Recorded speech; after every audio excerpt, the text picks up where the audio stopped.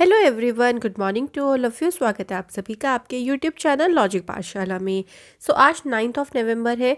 आज के इस वीडियो में हम कवर करेंगे सारे इंपॉर्टेंट क्वेश्चन जितने भी आपके 9 नवंबर के हैं, जो आपके आने वाले सभी एग्जाम में आपको बहुत ही ज़्यादा मदद करेंगे। और इस वीडियो का PDF आप लोगों को मिलेगा टेलीग्राम ग्रुप से। वीडियो अच्छी लगे तो वीडियो को आप लोग लाइक ज़रूर करें, वीडियो को ज़्यादा से ज़्यादा शेयर ज़रूर करें ताकि सभी स्टूडेंट्स के पास हमारी वीडियो पहुँच पाए। और चैनल पे नए हैं तो प्लीज़ चैनल को सब्सक्राइब ज़रूर करिए। तो चलिए वीडियो की शुरुआत करते हैं। और आज बहुत छोटा सा कोट है और बहुत प्यारा सा भी है। ऑलवेज बी हैप्पी, हमेशा खुश रहें। कोई भी सिचुएशन हो लाइफ में, कभी भी उस सिचुएशन से निराश ना हो, ये सोच के ना बैठे कि आपकी लाइफ में कभी कुछ अच्छा नहीं होगा। ऐसा नहीं होता है। एक टाइम होता है कि सभी के लाइफ में थोड़ा बुरा टाइम आता है, लेकिन जब आप उस बुरे टाइम से निकल जाओगे तो अच्छा टाइम भी आपके लाइफ में ज़रूर आएगा। इसलिए ऑलवेज बी हैप्पी, खुश रहें और जो भी काम आप कर रहे हो बस उसे मन से करें। तो चलिए वीडियो की शुरुआत करते हैं। आज सबसे पहले डे कौन सा है, देखिए, इंटरनेशनल डे ऑफ रेडियोलॉजी, जो कि सेलिब्रेट होता है 8 नवंबर को। जितने भी नवंबर के डेज होंगे हम लास्ट में ज़रूर उन्हें याद करेंगे, तो आप निश्चिंत रहें बिल्कुल भी। अब ये डे क्यों सेलिब्रेट होता है, इसकी थीम क्या है, सबसे पहले बात करते हैं। देखो, इस डे की थीम की अगर बात करते हैं तो interventional radiology, active care for the patient, ये इसकी थीम रही, ध्यान रखिएगा। ये दिन सेलिब्रेट होता है to commemorate the discovery of X radiation. जो एक्स रेज थी उसकी डिस्कवरी किसने करी थी, अगर हम बात करते हैं तो जर्मन साइंटिस्ट थे विलियम कॉनरॉड रॉन्गटन, जिन्होंने 8 नवंबर 1895 को डिस्कवरी करी थी एक्स रे। उन्हीं की ही स्मृति में ये दिन सेलिब्रेट होता है। और इसी उपलब्धि के लिए, जो उन्होंने एक्स रे को डिस्कवर किया, इसके लिए ही उनको 1901 में नोबेल प्राइज़ दिया गया था फिजिक्स के क्षेत्र में। तो ये थोड़े से इंपॉर्टेंट क्वेश्चन बन जाते हैं। कई बार आप लोग उससे साइंटिस्ट नेम पूछ लेते हैं, या फिर ऐसे पूछ सकते हैं कि विलियम कॉनरॉड रॉन्गटन को कब नोबेल प्राइज़ दिया गया था, या कौन से फील्ड में इन्हें नोबेल प्राइज़ दिया गया। तो आप लोग इस तरीके से अलग अलग सेगमेंट में इस चीज़ को ध्यान रखो। आपको समझ में आ गया है कि 8 नवंबर को सेलिब्रेट होता है। चलो कुछ रिवाइज कर लेते हैं। जैसे 1 नवंबर को सेलिब्रेट हुआ था world vegan day. Okay, Karnataka का फॉर्मेशन डे, जिसे हम राज्योत्सव डे कहते हैं, वो भी सेलिब्रेट होता है। और भी कई सारे हैं जिनके फाउंडेशन डे सेलिब्रेट होते हैं 1 नवंबर को। 2 नवंबर को नेशनल आयुर्वेदा डे, ध्यान रखने का।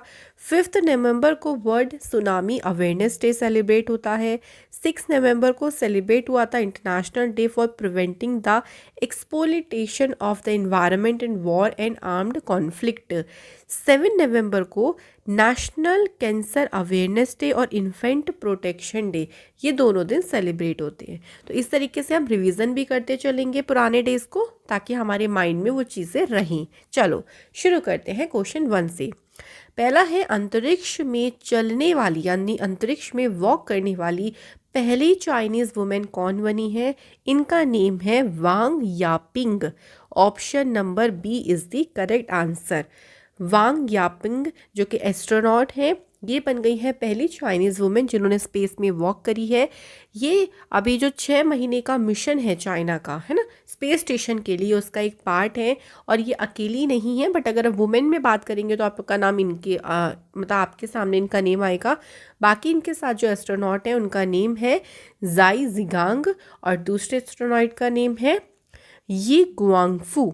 ये भी उस क्रू का पार्ट है, तो आप लोग को ये ध्यान रखें उनका नेम। वैसे आप लोग के लिए इम्पॉर्टेंट जो होगा वो वुमेन का नेम पूछा जाएगा, क्योंकि पहली चाइनीज़ वुमेन है जिन्होंने स्पेस में क्या करी है, वॉक करी है। ठीक है, और इसके लिए अभी एक मिशन भी भेजा गया था, और उस मिशन का अगर आपको नाम याद हो तो शेंजो 13 मिशन गया था, जिसमें 3 क्रू मेंबर कहाँ गए थे, स्पेस स्टेशन के लिए गए थे। ओके, अब यहाँ पे बात आती है, देखिए, चाइना की। चाइना की कैपिटल बीजिंग है, करेंसी है renminbi, president of China is Xi Jinping. China और इंडिया के बीच की जो बॉर्डर लाइन है उसे बोलते हैं मैकमोहन लाइन। बहुत एग्जाम के लिए पॉपुलर सा क्वेश्चन है। चाइना की जो लॉन्गेस्ट रिवर है यानी सबसे बड़ी रिवर है वो है यांगेज, जिसकी लंबाई है 6300 किलोमीटर, और ये एशिया की भी सबसे बड़ी नदी है। ओके, अगर पूछ ले कि एशिया की सबसे बड़ी नदी, वो है यांगेज, और जो कि कहाँ पर है, चाइना में। पहली कंट्री जिन्होंने पेपर करेंसी को इशू किया, जो आप कागज वाली करेंसी देखते हो ना, उसको इशू किया था सबसे पहले कौन सी ने? चाइना कंट्री ने। तो ये कुछ इंपॉर्टेंट से क्वेश्चन है जो कि आपके एग्जाम के पर्पज से इंपॉर्टेंट है। चलिए अगले क्वेश्चन की तरफ आगे बढ़ते हैं। क्वेश्चन में है, who among the following will represent India in the United nation security council debate. देखो अभी यूएनएससी काउंसिल की जो है ना, इसकी डिबेट हुई है, बताना है इसमें इंडिया को रिप्रेजेंट किसने किया है। अब ये जो डिबेट हुई थी, ये हुई थी एक्सक्लूजन, इनइक्वालिटी और कॉन्फ्लिक्ट को लेकर हुई थी, है ना। तो इसमें इंडिया को रिप्रेजेंट किया है डॉक्टर राजकुमार रंजन सिंह ने। अब ये इनके पास कौन सी मिनिस्ट्री है, ये भी हमें पता होना चाहिए। तो इनके पास है, ये है minister of state of external affair, है ना। एक्सटर्नल अफेयर के एक तो यूनियन मिनिस्टर हैं जो कि एस जयशंकर हैं, इनके पास मिनिस्ट्री ऑफ स्टेट है। तो याद रखिएगा, इन्होंने इंडिया को इसमें रिप्रेजेंट किया है इस डिबेट में।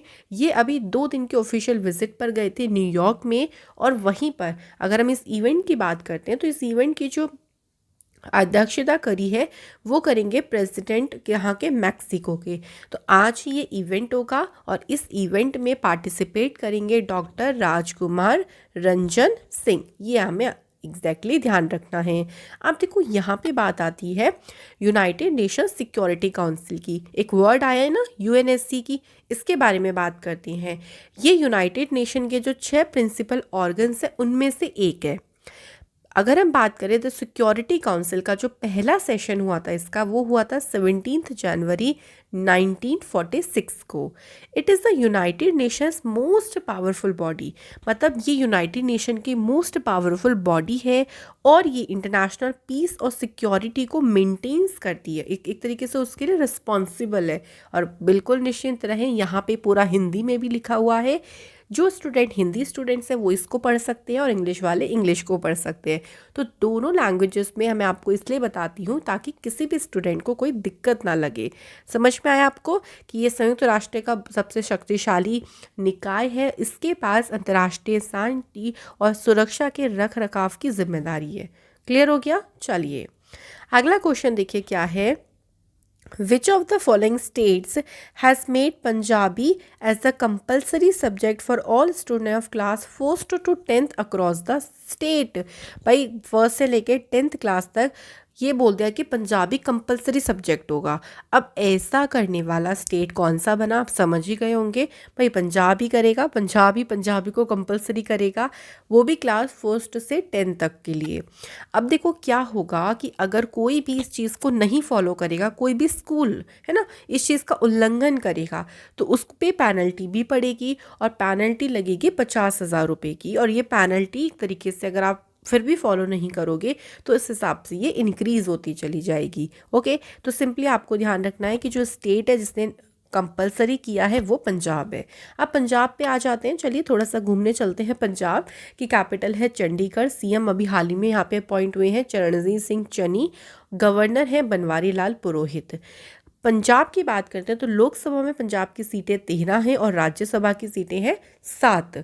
यहाँ के जो फेस्टिवल्स हैं जो बहुत फेमस है, सबसे फेमस तो लोहड़ी है, होला मोहल्ला भी बहुत फेमस है, बैसाखी और राखी वैसाखी, ये मेजर रीजनल फेस्टिवल है कहाँ के? पंजाब के।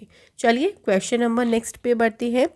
Chamba chappal of which state and UT will get protection under the geographical indication act 1999? मतलब इस एक्ट के तहत किस राज्य या केंद्र प्रशासित प्रदेश की जो चंपा चप्पल है उसको सुरक्षा मिलेगी? तो करेक्ट आंसर देखिए हो जाएगा हिमाचल प्रदेश। हिमाचल प्रदेश सिर्फ चंबा चप्पल ही नहीं है, इसके अलावा जो लाहौल निटेड सॉक्स हो गए और ग्लव्स हैं, इनको भी यहाँ पर क्या मिलेगा? इनको भी जीआई टैग जो है वो दिया जाएगा from the union government geographical indication registrar के द्वारा। तो सिंपली हमें यही ध्यान रखना। देखो हिमाचल प्रदेश से अगर हम और जीआई टैग्स की बात करते हैं तो देखो कुल्लू शॉल, कांगड़ा टी, चंबा रुमाल, किन्नौरी शॉल, कांगड़ा पेंटिंग, हिमाचली चुल्ली ऑयल एंड हिमाचली जो है वो काला ज़ीरा। तो इन सभी को भी यहाँ पर ये सारे के सारे ट्रेडिशनल प्रोजेक्ट हैं हिमाचल प्रदेश से जिनको जीआई टैग दिया जा चुका है। अब यहाँ पे बात आती है हिमाचल प्रदेश की। तो हिमाचल प्रदेश की कैपिटल शिमला, है और धर्मशाला है। चीफ मिनिस्टर है यहाँ के जयराम ठाकुर और गवर्नर है राजेंद्र विश्वनाथ अर्लीकर। हिमाचल में नंबर ऑफ डिस्ट्रिक्ट आती हैं 12। अगर यहाँ की बात करते हैं हिमाचल प्रदेश के लोकसभा की सीट्स, तो लोकसभा की सीट्स हैं 4 यहाँ पे और राज्यसभा की जो सीट्स हैं वो है 3। यहाँ के जो फेमस नेशनल पार्क है वो हमें ज़रूर ध्यान रखनी है, जैसे ग्रेट हिमालयन नेशनल पार्क है, पिन वैली नेशनल पार्क है, इंदर किला नेशनल पार्क, खीर गंगा नेशनल पार्क और सिंबलवारा नेशनल पार्क। ये सभी इंपॉर्टेंट है हिमाचल प्रदेश से। चलिए अगले क्वेश्चन की तरफ बढ़ते हैं। नेक्स्ट क्वेश्चन में बोला है the Mumbai Karnataka region has been renamed as which of the following. जो मुंबई कर्नाटक का क्षेत्र है ना उसका नाम बदल कर इनमें से किसके रूप में किया गया है। तो जितने भी देखो अभी तक बदले गए नाम है इस ईयर में, वो मैं आपके लिए एक अलग वीडियो लेके आऊँगी। अभी थोड़ा सा शेड्यूल थोड़ा गड़बड़ चल रहा है, सो मंथली सीए फिनिश होने के बाद आपको वो वीडियो ज़रूर मिलेगी क्योंकि वो इम्पॉर्टेंट है, एग्जाम की में क्वेश्चन ज़रूर बनेगा आपकी। तो यहाँ पे देखिए जो करेक्ट आंसर है वो है किट्टूर कर्नाटका। तो मुंबई कर्नाटका क्षेत्र का नाम बदलकर किट्टूर कर्नाटका के रूप में किया गया है, ये ध्यान रखिएगा। जो मुंबई कर्नाटका का रीजन है ना वो पहले जो बॉम्बे प्रेसिडेंसी है उसके अधीन था। 1956 में ये कर्नाटक का पार्ट बना है, ये ध्यान रखिएगा बिल्कुल। और ये जो रीजन है इसका नाम 19th सेंचुरी के रूलर हैं किट्टूर रानी चेन्नम्मा, इनके नाम पर जो है वो इसका नाम रखा गया। तो ये आप लोग को एग्जैक्टली ध्यान रखना है। क्लियर हो गया? चलिए नेक्स्ट क्वेश्चन देखते हैं। Who among the following has assumed charge as the new chief of staff of Western Naval Command? मतलब जो पश्चिमी नौसेना कमान है ना उसके नए चीफ ऑफ स्टाफ के रूप में पदभार किसने ग्रहण किया है, यहाँ पे हमें ये बताना है। करेक्ट आंसर हो जाएगा option number C, Krishna Swaminathan, जिनको ये जो चार्ज है ये दिया गया है। अब देखो कुछ एडिशनल इन्फॉर्मेशन की बात करते हैं क्योंकि हाल फिलहाल में कुछ अभी अपॉइंटमेंट्स हुए हैं। जैसे अरुण चावला को अपॉइंट किया गया है नए डायरेक्टर जनरल पद पर, किसके? फिकी यानी federation of Indian chambers of commerce and industry. वहीं बात करें अशोक भूषण की, इनको नया चेयरपर्सन बनाया गया है national company law appellate tribunal का। बालदेव प्रकाश को अपॉइंट किया गया है managing director Jammu Kashmir bank के। और वाइस एडमिरल एस.एन. गौरमणे, ये वाइस चीफ है इंडियन नेवी के। ये बहुत इंपॉर्टेंट है, इंडियन नेवी के वाइस चीफ जरूर ध्यान रखिएगा एस.एन. गौरमणे। और यहाँ पे सारी चीज़ें हिंदी में है। ओके चलिए क्वेश्चन नंबर अगला देखिए क्या है। 7 नवंबर 2021 को इनमें से किसकी 133वीं बर्थ एनिवर्सरी यहाँ पर मतलब बर्थ एनिवर्सरी सेलिब्रेट करी गई? Very important question. अब साइड में पिक देख के आप लोग समझ ज़रूर गए होंगे। आंसर क्या हो जाएगा? सीवी रमन। सीवी रमन जी को बोलते हैं, इनका पूरा नाम है चंद्रशेखर वेंकट रमन। इनकी बर्थ एनिवर्सरी होती है कब? 7 नवंबर को। इनका अगर हम बात करते हैं, इनका जन्म हुआ था 7 नवंबर 1888 को ट्रिची में, याद रखेंगे। इन्होंने डिस्कवर किया था रमन स्कैटरिंग, जो रमन इफेक्ट आपने पढ़ा है ना, वो डिस्कवर सीवी रमन जी ने किया है। इनको नोबेल प्राइज मिला है फिजिक्स में 1930 में। ये पहले इंडियन थे जिनको नोबेल प्राइज मिला था। वेरी इंपॉर्टेंट, ये बहुत बार एग्जाम में पूछते हैं कि पहले इंडियन जिनको नोबेल प्राइज मिला था उनका नाम है सीवी रमन। अच्छा, इनको भारत रत्न भी दिया गया है 1954 में। ये जो ईयर है ना, आपको ये ईयर भी ध्यान रखने हैं, ये ईयर भी आप लोगों से पूछेंगे। और इनकी डेथ हुई थी या इनका जो निधन हुआ था वो 21 नवंबर 1970 को हुआ था। तो ये सिंपली आप लोगों को क्वेश्चन ध्यान रखने हैं। अगला क्वेश्चन देखो क्या है। Who has been honoured with the culinary legend lifetime achievement award at the global food hospitality and tourism achievement award 2021? मतलब हमें सिंपली बताना है कि culinary legend lifetime achievement award से किसे सम्मानित किया गया है। तो करेक्ट आंसर हो जाएगा के दामोदरन जो कि शेफ़ हैं, ये इनको इस अवार्ड से सम्मानित किया गया है।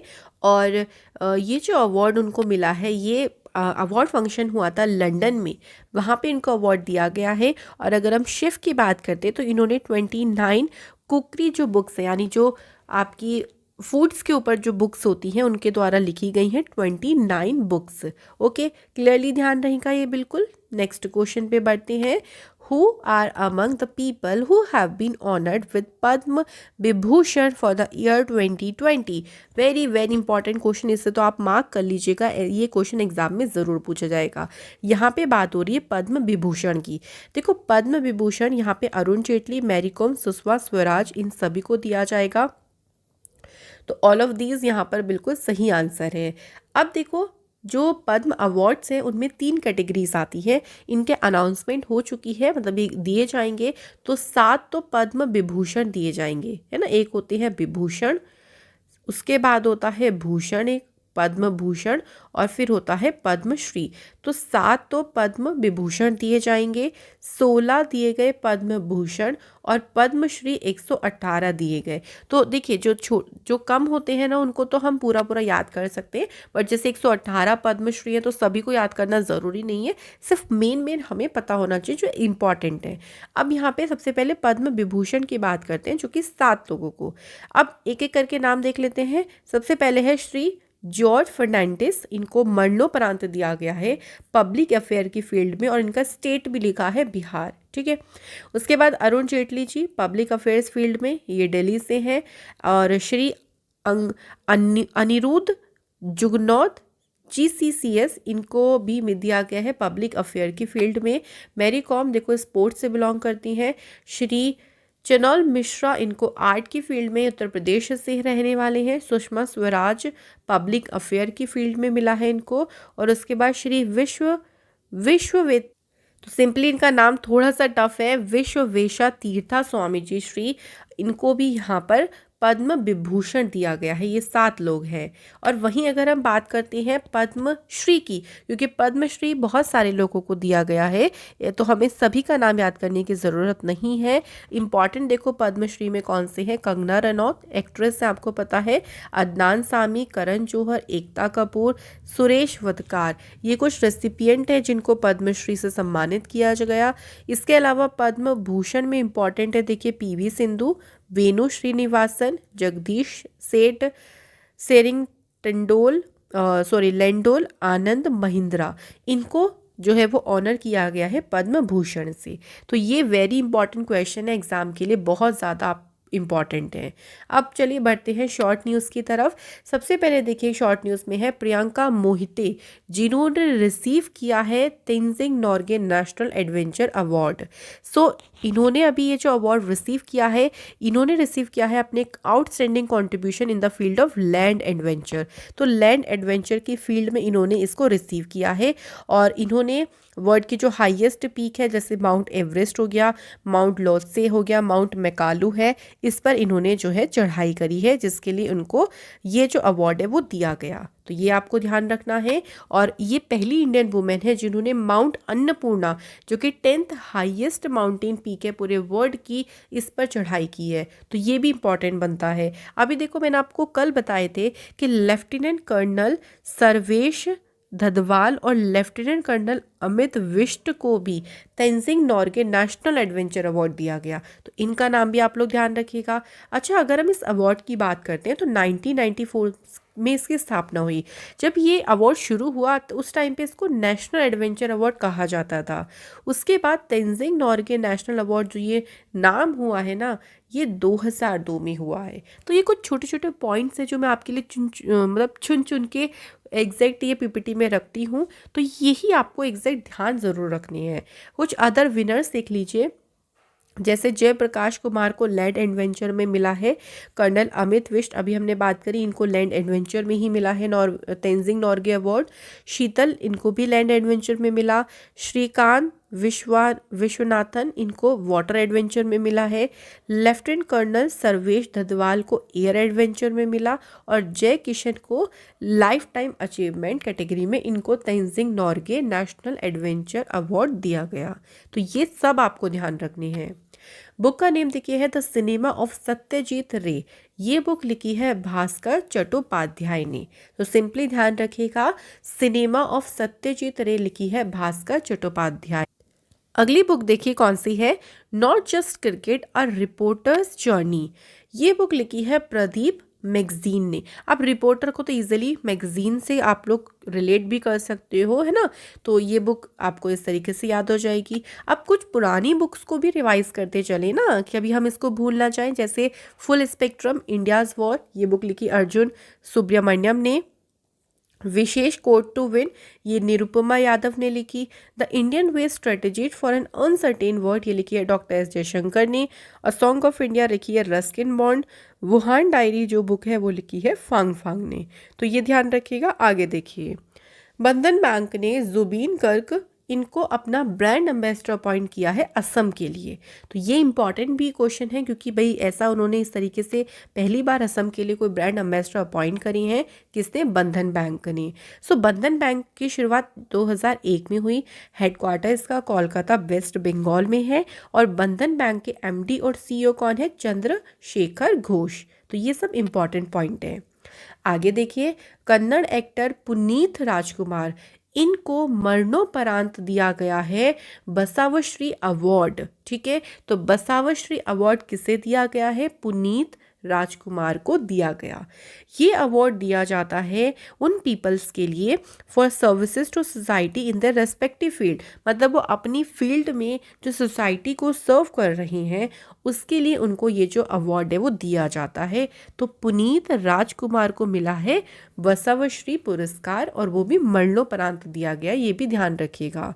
इट इज़ प्रेजेंटेड, ये जो अवार्ड है दिया जाता है, प्रेजेंट किया जाता है बाय चित्रदुर्ग भ्रममुक्त द्वारा 1997 से। इसमें 5 लाख रुपए का कैश और एक स्मृति चिन्ह दिया जाता है। इससे पहले कि अगर हम कुछ रिसेंट विजेताओं की बात करते हैं तो पीटी उषा को 2009 में मिला, मलाला यूसुफजई को 2014 में, पी साइना 2016 में इन्हें मिला, डॉक्टर के कस्तूरा रंगन को 2020 में मिला। तो ये कुछ रिसेंट टाइम विनर्स हैं, तो ध्यान रखिएगा। अगली न्यूज़ देखिए, संकल्प गुप्त बन गए हैं इंडिया के 71 नंबर के ग्रैंड मास्टर। सो ये सारे क्वेश्चन इंपॉर्टेंट होते हैं, क्योंकि ग्रैंड मास्टर आप लोगों से पूछ लेंगे डायरेक्टली कि 71 नंबर के कौन बने, या संकल्प गुप्त किस नंबर के जो है वो ग्रैंड मास्टर बने हैं। आगे देखिए, इंडिया की मनिका बत्रा और अर्चना गिरीश कामत ने वुमेन डबल्स टाइटल जीत लिया है world table tennis contender LASCO 2021 event में। ये जो इवेंट हुआ है ना, इसमें जो डबल्स खेला गया उसमें इंडिया की मनिका बत्रा और अर्चना गिरीश कामत ने जीता है वुमेन का डबल टाइटल। सिंपल ध्यान रखो। वहीं अगर हम मेंस डबल टाइटल की बात करते हैं तो जी साथियान और हरमीत देसाई ने मेंस डबल जीता। दोनों ध्यान रहेगा ना, वुमेन्स का डबल भी और मेंस का डबल भी। आगे देखिए, वर्ल्ड नंबर 1 प्लेयर है नोवाक जोकोविच, जिन्होंने अपना 6 पेरिस टाइटल जीता है, और इनका ये 37वें नंबर का मास्टर्स क्राउन है ना। तो ये जो मास्टर का ताज है वो हासिल किया है नोवाक जोकोविच ने। इन्होंने 2020 चैंपियन विजेता डेनियल मेडवेडेव को फाइनल में हराकर ये टाइटल अपने नाम किया। बस सिंपली आप लोगों से इनका नाम पूछेंगे, आप लोग ध्यान रखो। अगर हम कुछ और इंटरनेशनल टेनिस प्लेयर की बात करते हैं, उनके रैंकिंग की बात करते हैं, तो नोवाक जोकोविच जो कि सर्बिया के, वो पहले नंबर पे हैं। डेनियल मेडवेडेव रशिया से हैं, ये सेकंड रैंकिंग इस लिस्ट में सेकंड प्लेस पे है। थर्ड पे है स्टीफेनोस सिट्सिपास जो कि ग्रीस से हैं। जर्मनी के अलेक्जेंडर ज्वेरेव ये 4th प्लेस पर हैं, और स्पेन के राफेल नदाल हैं 5वें नंबर पर। तो ये रैंकिंग है टेनिस प्लेयर्स की, याद रखिएगा। आगे है देखो, राशिद खान ये बन गए हैं यंगेस्ट बॉलर जिन्होंने 400 T20 विकेट्स को कंप्लीट किया। तो 400 T20 विकेट लेने वाले जो सबसे युवा गेंदबाज बने हैं उनका नाम है राशिद खान। ये जो उन्होंने अपना मुकाम हासिल करा है, ये अभी सुपर 12 एनकाउंटर जो मैचेस चल रहे हैं न्यूजीलैंड के अगेंस्ट हुआ था दुबई में, उसी दौरान इन्होंने हासिल किया। और जो 400वां विकेट था, यानी 400 विकेट था, वो था मार्टिन गुप्तिल का, जो इन्होंने T20 क्रिकेट में लिया। तो इनका नाम ध्यान रखेंगे। चलिए अब रिवाइज कर लेते हैं फटाफट से। कौन सी कंट्री के साथ इंडिया ने MOU साइन किया है हेल्थ एंड मेडिसिन को लेके? तो अगर हम बात करते हैं कंट्री, तो उसका नेम हो जाएगा सेनेगल। चाइना ने सक्सेसफुली लॉन्च की कितनी नई रिमोट सेंसिंग सैटेलाइट्स? तो आंसर है 3। इसके बाद है कौन सी कंट्री में याहू कंपनी ने अपनी सर्विसेज को स्टॉप कर दिया है? चाइना। कौन सी कंट्री वर्ल्ड की पहली पिल जो है वो उसको अप्रूव कर दिया है जो ट्रीट करेगी जिनको भी कोविड-19 के केसेस आएंगे, सिम्टम्स आएंगे, तो ये जो अप्रूवल दिया गया है ये ब्रिटेन ने दिया है। इसके बाद देखो है जॉइंट मिशन है नासा और यूएस जियोलॉजिकल सर्वे का। ये जो सैटेलाइट है जिसने ये इमेजेस को सेंड किया है, सैटेलाइट का नाम क्या है? लैंडसैट 9। सेंट्रल गवर्नमेंट ने डिक्लेयर किया एयरपोर्ट को मीज़र एयरपोर्ट। ये एयरपोर्ट कौन से शहर में है? तो आंसर है श्रीनगर। कौन से प्लेस पर प्राइम मिनिस्टर मोदी जी ने आदि शंकराचार्य जी के समाधि स्टैचू को अनवील किया है? तो आंसर है केदारनाथ। कौन से स्टेट ने जन सेवक स्कीम को लॉन्च किया है? तो स्टेट हो जाएगी कर्नाटका। तो ये है हमारे सारे क्वेश्चंस। अब कल आप लोगों से क्वेश्चन पूछा था कि हंगरी में इंडिया के एम्बेसडर कौन अपॉइंट हुए हैं? तो आंसर है पार्थ सतपथी जो कि हंगरी में अपॉइंट हुए। इसके अलावा जो 2 व्हीलर की जो सब्सिडाइज रेट्स की जो स्कीम है ये गुजरात की गवर्नमेंट ने शुरू करी। और आप बहुत अच्छा कमेंट, आप बहुत अच्छा रिस्पॉन्स करते हैं, ये देखकर बहुत ज़्यादा अच्छा लगता है। आनंद मगर एंड शीतल शर्मा, आपने बहुत अच्छे से आंसर किया है। और जो भी स्टूडेंट आंसर करते हैं वो इसी तरीके से अपने आंसर्स को करते रहें। आज के क्वेश्चन देखिए क्या है कि टू रानी चेन्नम्मा जयंती ये कौन से राज्य में मनाई गई? और सेकंड क्वेश्चन है कौन सी इंडियन स्टेट या यूटी है भाई जिसने पेट्रोलिंग ऑपरेशन सतर्क को शुरू किया?